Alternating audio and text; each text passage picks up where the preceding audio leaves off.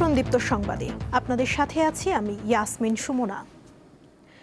অবশেষে বাংলাদেশ ব্যাংকের বহুল আলোচিত রিজার্ভ চুরির মামলার খসড়া অভিযোগপত্র প্রস্তুত করেছে পুলিশের অপরাধ তদন্ত বিভাগ সিআইডি। দেশের ইতিহাসের অন্যতম বৃহত্তম এই আর্থিক কেলেঙ্কারির ঘটনায় দেশি বিদেশি মোট ৬৪ ব্যক্তি ও প্রতিষ্ঠানকে অভিযুক্ত করা হয়েছে। প্রায় ১০,০০০ পৃষ্ঠার এই খসড়া অভিযোগপত্রটি চূড়ান্ত আইনি পরামর্শের জন্য এরই মধ্যে অ্যাটর্নি জেনারেলের কার্যালয়ে হস্তান্তর করা হয়েছে। জানা গেছে, অভিযুক্তদের মধ্যে বাংলাদেশের সাবেক গভর্নর আতিউর রহমান সহ দেশের ১০ জন গুরুত্বপূর্ণ ব্যক্তি রয়েছেন। খসড়া চার্জশিটের অন্য আসামিরা হলেন আনিস এ খান, কে এম আব্দুল ওয়াদুদ, শুভঙ্কর সাহা, রেজাউল করিম, জোবায়ের বিন হুদা, AFM আসাদুজ্জামান, মেজবাউল হক, আবুল কাশিম ও সুলতান মাসুদ আহমেদ। ২০১৬ সালের ফেব্রুয়ারিতে নিউ ইয়র্কের ফেডারেল রিজার্ভ ব্যাংকে থাকা বাংলাদেশ ব্যাংকের রিজার্ভ থেকে $10,10,00,000 চুরি হয়। হ্যাকাররা সুইফট পেমেন্ট পদ্ধতিতে ভুয়া বার্তা পাঠিয়ে এই বিপুল অর্থ হাতিয়ে নেয়।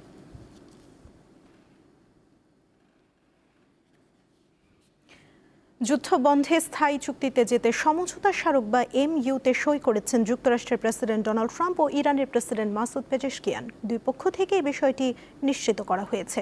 তবে এর মধ্যেই ট্রাম্প হুঁশিয়ারি দিয়েছেন, MOU এর প্রস্তুতি রক্ষায় ব্যর্থ হলে ইরানের ওপর ফের হামলা ও দেশটির কর্মকর্তাদের হত্যা করা হবে। যুদ্ধবাজ ইসরায়েলের প্রধানমন্ত্রী নেতানিয়াহু ও যুক্তরাষ্ট্রের প্রেসিডেন্ট ডোনাল্ড ট্রাম্প গত ২৮ ফেব্রুয়ারি একযোগে ইরানে হামলা শুরু করেন। সেই উত্তাপ ছড়িয়ে পড়ে ওয়েস্ট এশিয়া জুড়ে। এরপর জল গড়িয়েছে বহুদূর। এক পর্যায়ে ট্রাম্প বাধ্য হন পিছু হটতে। দীর্ঘ আলোচনা ও নানা উদ্যোগের পর একটি সমঝোতা স্মারকে আনুষ্ঠানিকভাবে সই করেছে যুক্তরাষ্ট্র ও ইরান। পূর্ব ঘোষিত সময়ের একদিন আগেই ফ্রান্সের রাজধানী প্যারিসের ভার্সাই প্রাসাদে এই সমঝোতা স্মারকে সই করেন ডোনাল্ড ট্রাম্প। আর ইরানে বসেই সই করেন দেশটির প্রেসিডেন্ট মাসুদ পেজেশকিয়ান। উদ্যোগের মধ্যস্থতাকারী পাকিস্তানের প্রধানমন্ত্রী শাহবাজ শরীফ সামাজিক যোগাযোগ মাধ্যম এক্সে পোস্ট দিয়ে বলেন, চুক্তির ফলে ইরান অবিলম্বে হরমুজ প্রণালী খুলে দেবে। একই সঙ্গে ইরানের বন্দরগুলোর ওপর মার্কিন নৌ অবরোধও তাৎক্ষণিকভাবে প্রত্যাহার করা হবে। ইলেকট্রনিক পদ্ধতিতে স্মারকটি সই হয়েছে জানিয়ে ইরানের পররাষ্ট্র মন্ত্রণালয়ের মুখপাত্র ইসমাইল বাগাই বলেন, এটি এরই মধ্যে কার্যকর এবং বাস্তবায়নের পরীক্ষা নেওয়ার সময় এসেছে। সমঝোতা স্মারকের শর্তানুসারে সমৃদ্ধ ইউরেনিয়ামের ঘনত্ব কমিয়ে আনতে সম্মত হয়েছে তেহরান। বিনিময়ে বড় আকারের অর্থনৈতিক ছাড় পাবে দেশটি। এছাড়া ইরানের তেল সংক্রান্ত নিষেধাজ্ঞাগুলো তাৎক্ষণিকভাবে প্রত্যাহারে প্রতিশ্রুতিবদ্ধ হয়েছে ওয়াশিংটন। তবে এরই মধ্যে ইরানকে সতর্ক করেছেন যুক্তরাষ্ট্রের প্রেসিডেন্ট। ফ্রান্সে এক সংবাদ সম্মেলনে তিনি জানান, সই হওয়া সমঝোতা স্মারকের প্রতিশ্রুতি রক্ষায় ব্যর্থ হলে ইরানের ওপর আবার হামলা ও দেশটির কর্মকর্তাদের হত্যা করা হবে। বিশ্বের উন্নত দেশগুলোর জোট G7 এর শীর্ষ সম্মেলনে অংশ নিতে ফ্রান্সে যান ট্রাম্প। এর আগে শুক্রবার সুইজারল্যান্ডে আনুষ্ঠানিকভাবে সমঝোতা স্মারকে সইয়ের অনুষ্ঠান হওয়ার কথা ছিল। তবে একদিন আগেই এতে সই করার কথা জানালো দুই দেশ। এর মাধ্যমে চূড়ান্ত চুক্তি নিয়ে আলোচনার জন্য ৬০ দিনের সময়সীমা শুরু হলো। ইশরাত সুমা, দীপ্ত বার্তা কক্ষ। পদ্মা সেতুর পিলারের নিচ থেকে মাটি সরালে সেতুর নিরাপত্তার কোনো ঝুঁকি নেই। এর ফলে নদীর নাব্য বজায় থাকবে বলে জানিয়েছেন সড়ক পরিবহন ও সেতু মন্ত্রী শেখ রবিউল আলম। সচিবালয়ে দুপুরে Bangladesh secretariat reporters forum BSRF আয়োজিত সংলাপে এসব কথা বলেন মন্ত্রী। এছাড়া দ্রুততম সময়ে পরিবহন খাতে উল্লেখযোগ্য পরিবর্তন আসবে উল্লেখ করে মন্ত্রী জানান, ইলেকট্রিক ভেহিকলকে উদ্বুদ্ধ করছে সরকার। বাস ব্যবস্থাপনা ও চলাচলের ক্ষেত্রে শৃঙ্খলা আনার চেষ্টা করা হচ্ছে।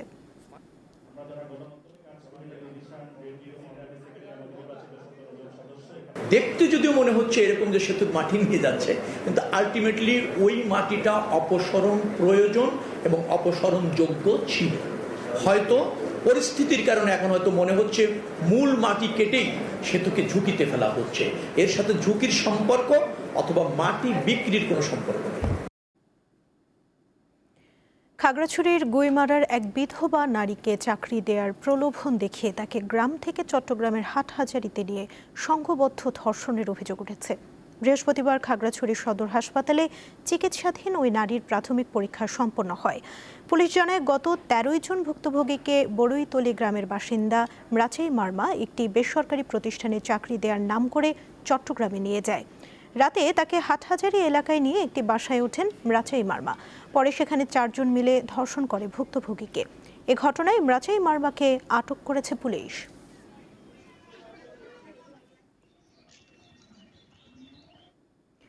গাজীপুরের কালিয়াকৈরে একটি তৈরি পোশাক কারখানায় পানি পান করে অন্তত শতাধিক শ্রমিক অসুস্থ হয়ে পড়েছেন। তাদের বিভিন্ন হাসপাতালে ভর্তি করা হয়। চন্দ্রা এলাকার ড্রেসম্যান গার্মেন্টস লিমিটেড কারখানায় সকালে এই ঘটনা ঘটে। শ্রমিকরা জানান, পানি পান করে প্রথমে কারখানার ৪র্থ তলায় কয়েকজন শ্রমিক অসুস্থ হয়ে পড়েন। অনেকেই মাথা ঘুরে পড়ে যান এবং বমি সহ নানা অসুস্থতা দেখা দেয়। এক পর্যায়ে অন্যান্য ফ্লোরের শ্রমিকরাও অসুস্থ হয়ে পড়েন।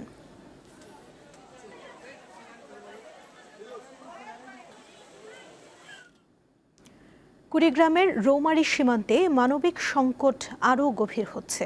ভারত থেকে জোর করে ঠেলে দেয়া ৬ মাস বয়সী এক শিশুসহ ৯ জন এখনও সীমান্তের শূন্যরেখায় অবস্থান করছেন। রোদ বৃষ্টিতে খোলা আকাশের নিচে অনিশ্চয়তায় দিন কাটছে তাদের।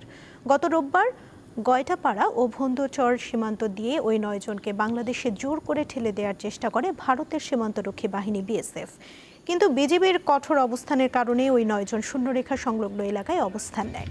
ঘটনার পর বিজিবি বিএসএফ কোম্পানি কমান্ডার পর্যায়ে অনুষ্ঠিত পতাকা বৈঠকেও কোনো সমাধান হয়নি।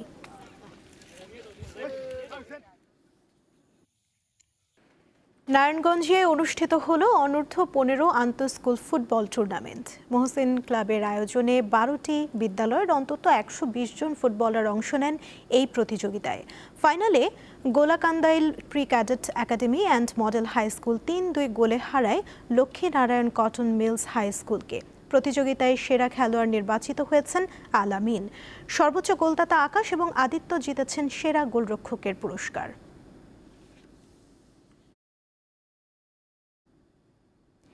এই ছিল এখনকার মতো। পরবর্তী সংবাদ বিকেল ৫টায় দেখার আমন্ত্রণ রইল। এছাড়া আরও তথ্য পেতে যুক্ত থাকুন দীপ্ত ডিজিটাল প্ল্যাটফর্মের সাথে। ধন্যবাদ সবাইকে।